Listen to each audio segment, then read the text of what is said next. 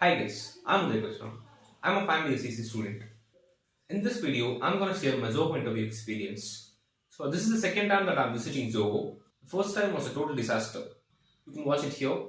I prepared a lot for during the first time, but during the second time I was kind of chilled out. I didn't take a lot of stress.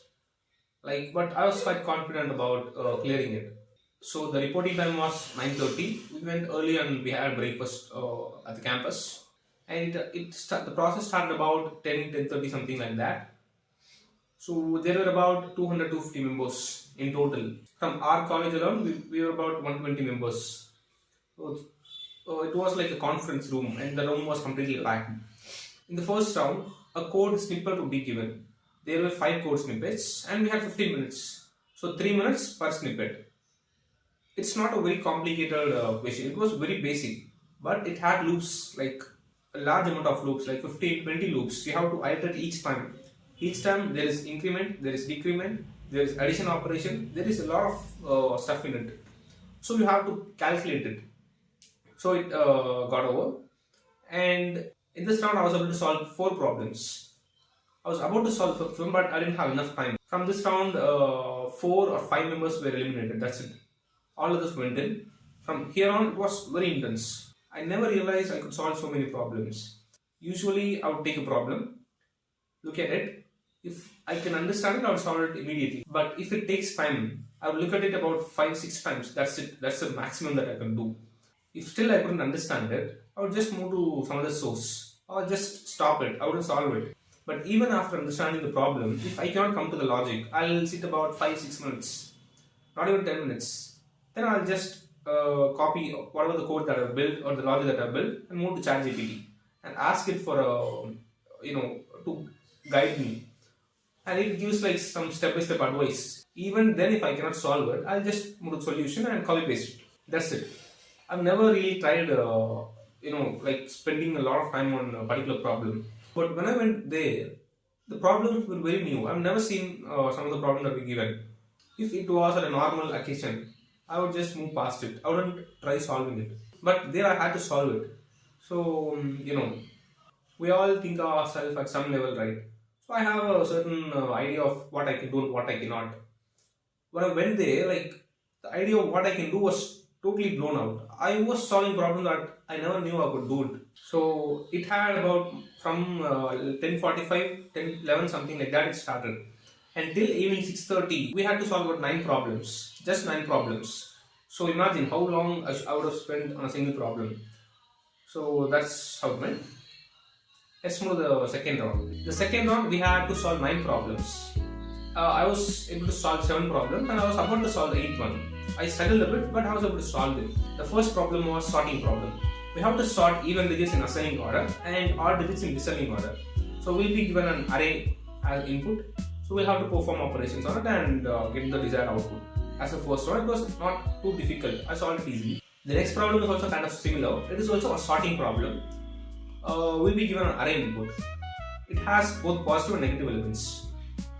So we have to sort all the positive elements at even positions and all the negative elements at odd positions. The thing is, we were asked to use merge sort for this. It took a bit of time for me to solve it since I was not very thorough with merge sort. But eventually I got to it. I did it. The next is coin denomination problem. So you'll be given a set of coins that you can use like 1, 2, 5, 10, 20, 50, 100 like this. But this wouldn't be the standard. So it can differ. And then a number will be given. So you have to use these coins to represent the number. And our task is to use the minimum number of coins as possible.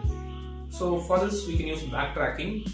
I used backtracking and I was able to solve it. The next is from calendar topic of aptitude. So we'll be given 2 dates. Our task is to calculate the number of days between these. So if you are preparing for placements and someone put in aptitude, it might come in handy.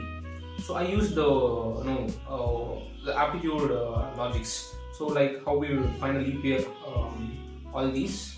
So first I'll read some of the method, and just by looking at the code, they found some a loophole, something like that. So they asked me to execute a certain test case, and it failed. And then when I looked into it, I had some problem with it, so I rectified it. So you can watch it here. The next thing is pointer month. So we'll be given the day on January 1st, and then we'll be given a month. So we have to return pointer if this month has 13th on a Thursday. If not, it is not pointer. So that's the logic. So for this also, calendar logic comes in handy. And then the next problem is we'll be given a number. We have to represent all the numbers less than this with 0, 5 or 6.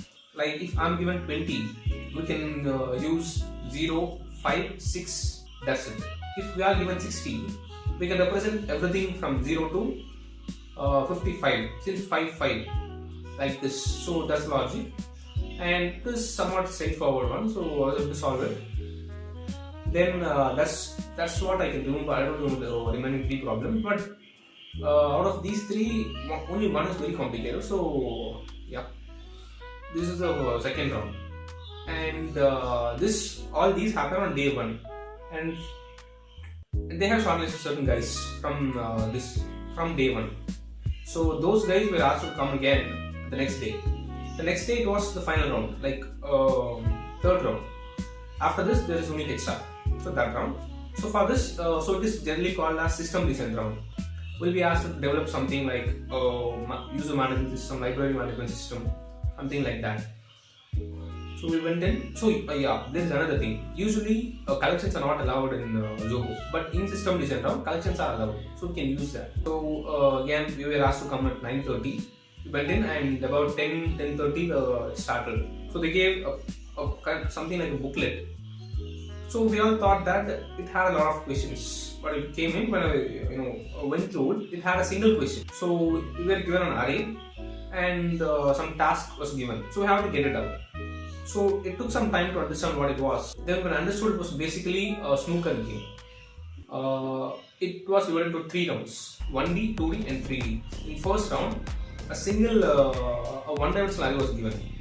So the movement is in 1 dimension. The second round, a 2-dimensional array was given. So here the movement is in 2 dimensions.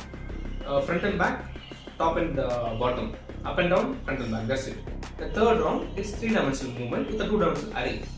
Front and back, up and down, and in diagonal ways too.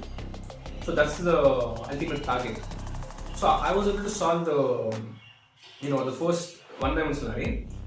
In the second, in the second subsection 2, I was able to bring about, almost brought it out. But what I did was, I thought, yeah, I've solved it. I will solve it for sure. And I started getting a bit lazy and started zoning out. I started planning my transport to Zoho every day. Like, how I would be coming to the company if I get placed. Very wrong thing. So I lost track of time, and then they started sending on people that were not able to solve the first subsection. So that's when I realized I should solve it. And at last, 3 people were still solving. Those who completed were sent out to lunch, and those who couldn't solve were eliminated. Only 3 guys were sitting, and 1 guy solved. 2 guys were sitting, and they came to the other guy and said, "Time's up, you can move." He asked some extra time, but they said no. Then they came to me. I was able to bring out the logic for front, back, and bottom. The top part alone is not working properly, but it's going up. It's not getting into that hole. So I was working on it. So they came and they looked at the output and said, "Better luck next time," and thank you. So that's how it went. So the learning for me from this interview is that do not waste your time. Whatever it is, even if you're just one step away from finishing your code, do not wait or waste your time. Finish it, verify it, and then do whatever you want. Because we never know what is going to happen in the last minute, and even due to the time pressure, your brain might not work to its full capacity. So just finish it, and then you can relax. So yeah, that's how it went. And by the time I'm recording this, I went to Zoho one more time, and I cleared this system design round this time. So stay tuned. If you found this video helpful, like, subscribe, and share it with your friends.